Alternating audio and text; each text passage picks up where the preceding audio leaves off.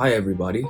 Well, yeah, these are indeed some challenging times, and I know, like many of I've been thinking about what all of this means a lot. What I realize and know for sure is that this is a big test for our humanity, and this is a moment that we have an opportunity in the midst of all of our fears and disruption to really rise. And I know that so many people are feeling a sense of anxiety and fear and uncertainty in this moment. I wanted to be able to offer some solace, some comfort, some hope, and in doing so, doing some research about COVID-19 to add some perspective to let us all know that we are not alone, that we are indeed in this together, and that we can come out to the other side of it stronger than we are inside of it. And so, I've started this COVID-19 video in order to do just that, to let everybody know that we are not alone. So yeah, let's get coronaviruses were first discovered in the 1930s when an acute respiratory infection of domesticated chickens was shown to be caused by infectious bronchitis virus or IBV. In the 1940s, two more animal coronaviruses like mouse hepatitis virus or MHV and transmissible gastroenteritis virus TGEV were isolated. Human coronaviruses were discovered in the 1960s. The earliest ones studied were from human patients with the common cold, which were later named human coronavirus 229E and human coronavirus OC43. Other human coronaviruses have since been identified, including SARS-CoV in 2003, HCoV NL63 in 2004, HKUI in 2005, MERS-CoV in 2012, and of course, COVID-19 in 2019. Most of these have involved serious respiratory tract infections. Okay, you might be thinking, how does the COVID-19 disease spread? The COVID-19 virus spreads primarily through droplets generated when an infected person coughs or sneezes, or through droplets of saliva or discharge from the nose. Airborne spread has not been reported for COVID-19, and it is not believed to be a major driver of transmission based on available evidence. What happens when you are infected? That's the question like most of you ask. So yeah, when you get infected, the virus multiplies within the lower respiratory tract where symptoms develop.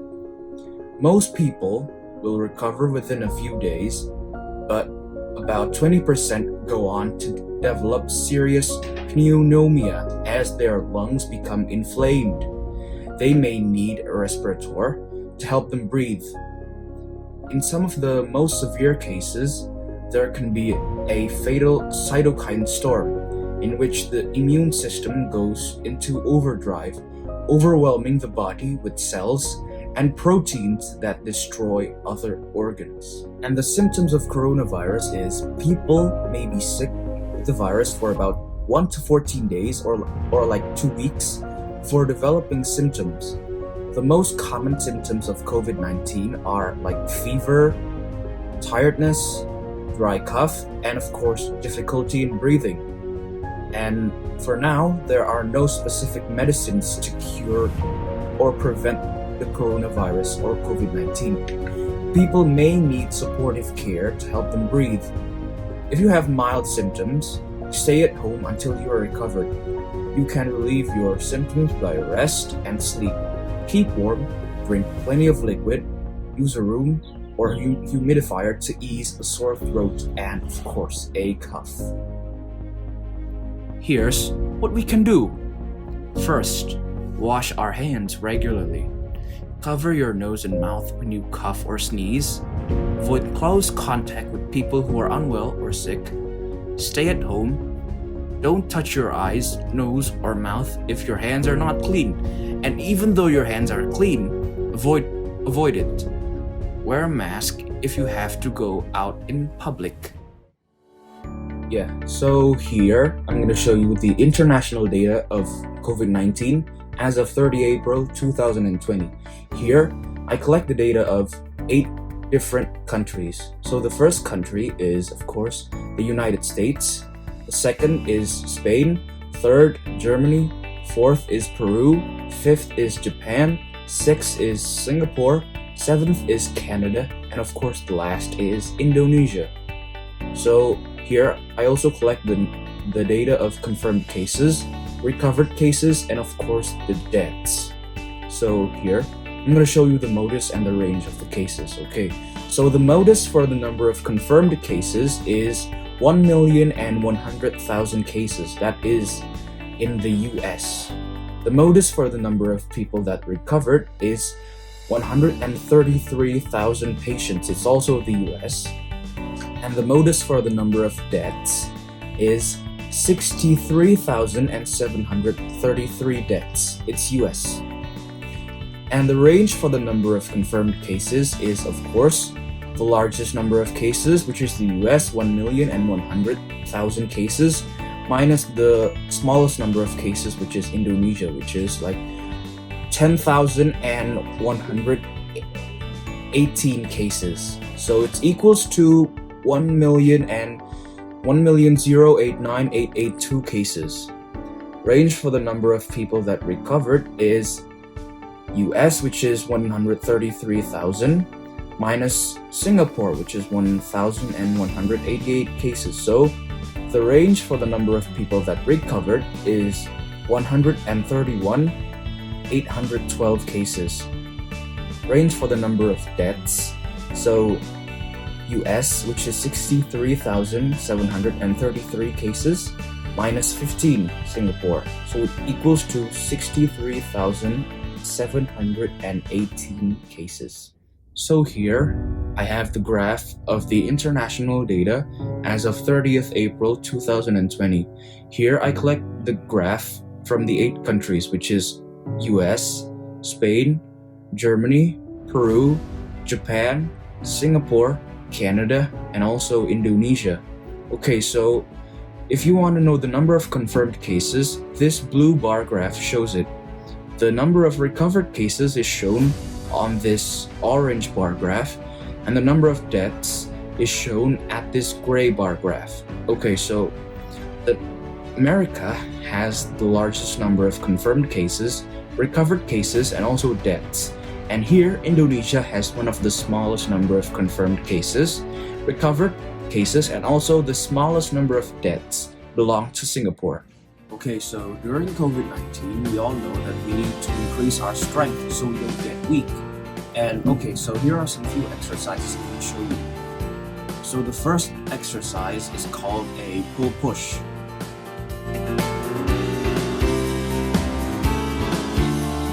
And the next one is a side push.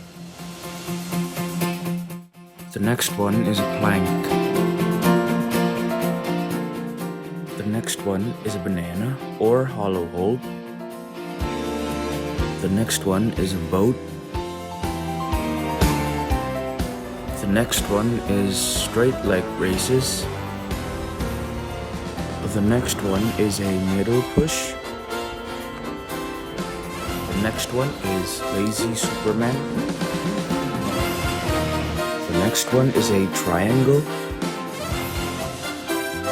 And the last one is a shadow sit. Okay, so right now I'm also going to do some Boys Brigade line of march practice. So line of march is a Boys Brigade practice that we usually do in school, but right now we are staying at home. So yeah, I'm doing it at home, and so hope you enjoy. Yang pertama adalah sikap sempurna. Berikutnya istirahat. Berikutnya luruskan. Berikutnya hormat. Berikutnya lencang kanan. Berikutnya, setengah lancang kanan. Berikutnya, jalan di tempat.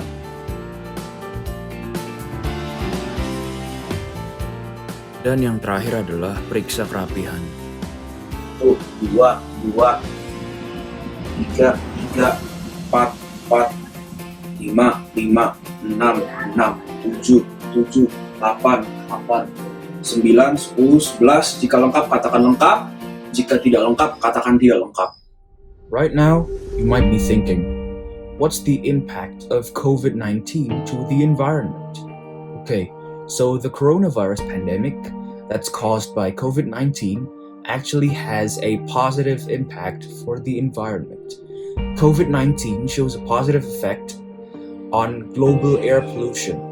When China declared a lockdown due to the spread of the increasingly wild coronavirus, satellite imagery showed pollution levels that dropped dramatically in the sky of the Bamboo Curtain country.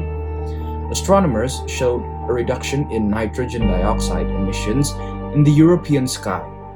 The spread of air pollution in the world is reduced drastically due to the lack of residents who move outside the home due to lockdown. Traffic volume in the United States fell by 30% in March 2020. So yeah, that's a good news actually. Now here's a question for you. Do weather and climate determine where COVID-19 occurs?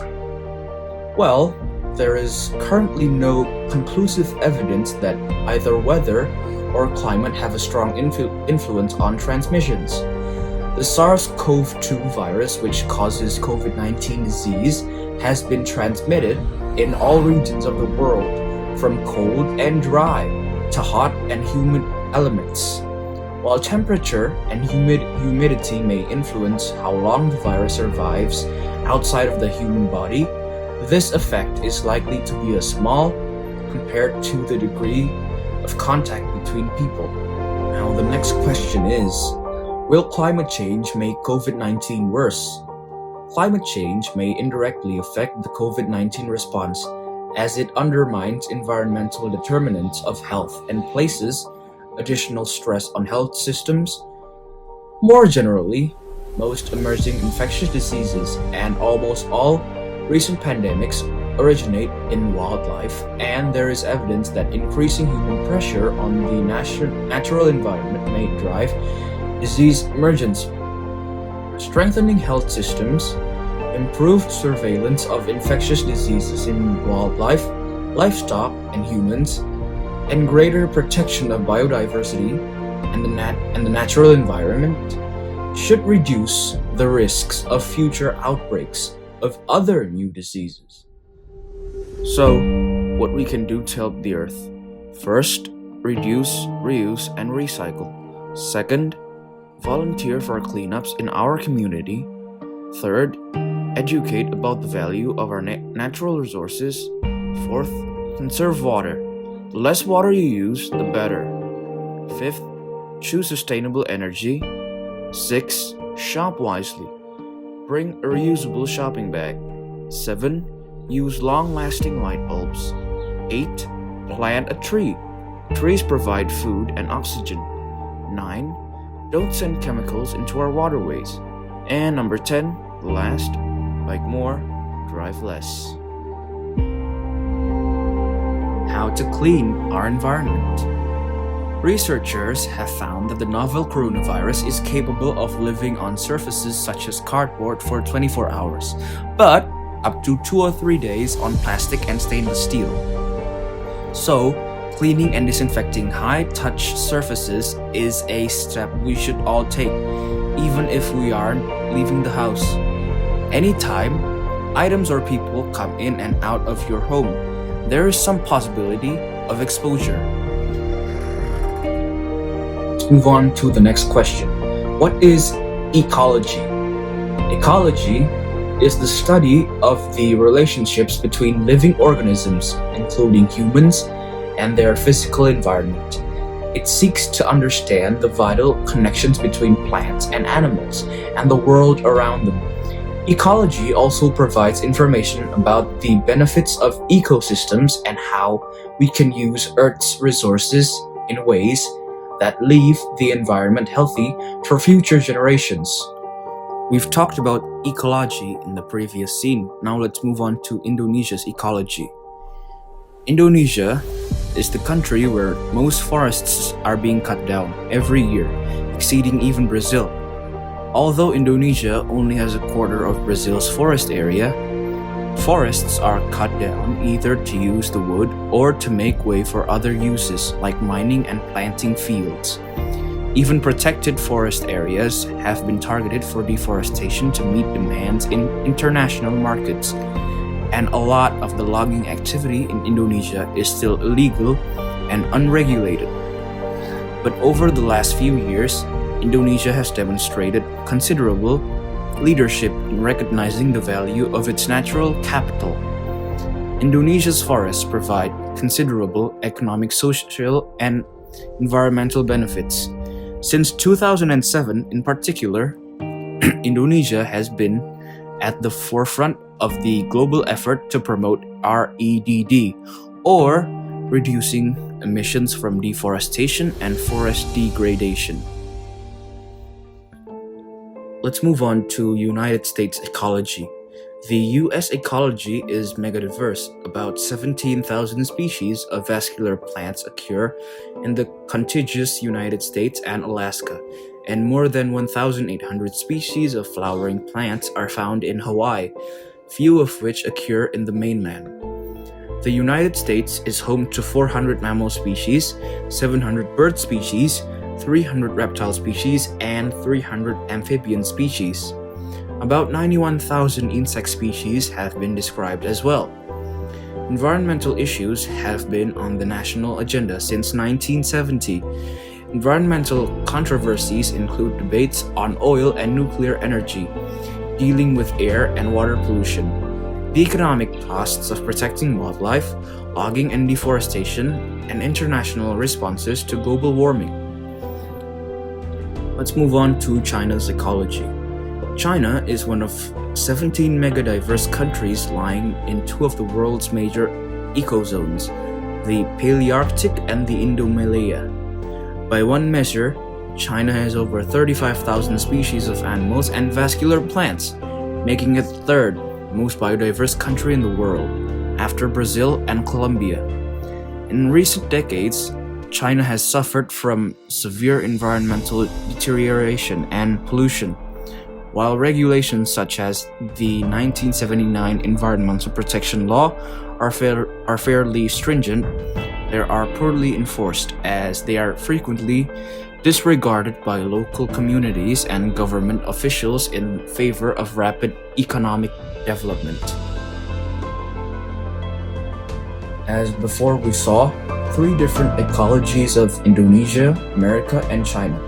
Now, we might be thinking ourselves, what is the ecology's impact on COVID-19? So yeah, the spread of COVID-19 has been accelerated and worsened by humanity's long-term assault on the natural world. The pandemic should serve as a wake-up call that our impact on the environment is not just about carbon emissions. It's now time to start addressing the nature-related risks caused by human activities.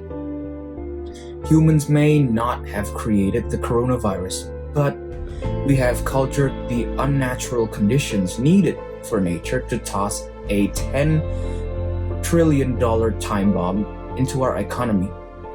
China has at last acted to shut down wildlife markets across the country, although 15 years is too late. But this is apparently a temporary measure. In any case, China is by no means alone in harboring such markets. Well, yeah, so that's it. Now, here's the closing statement. As of today, we now realize that our health comes first. Staying at home has been extremely positive experiences for many of us, as it strengthens family bonds full of gratitude, love, and hope. Besides this, it has also led to the creation of entertaining online content that has filled our days with laughter. This crisis will pass, and we will witness many more positive social, economic, and technological developments all over the world. For the closing activity, let's hear the song Amazing Grace. May we have grace for ourselves, grace for our nation, and of course, grace for the world. Now, let's hear the song.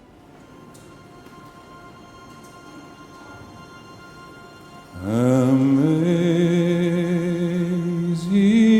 grace, how sweet the sound that saved a wretch like me.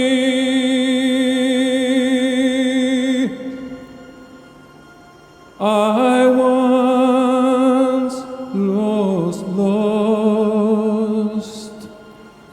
but now I'm found.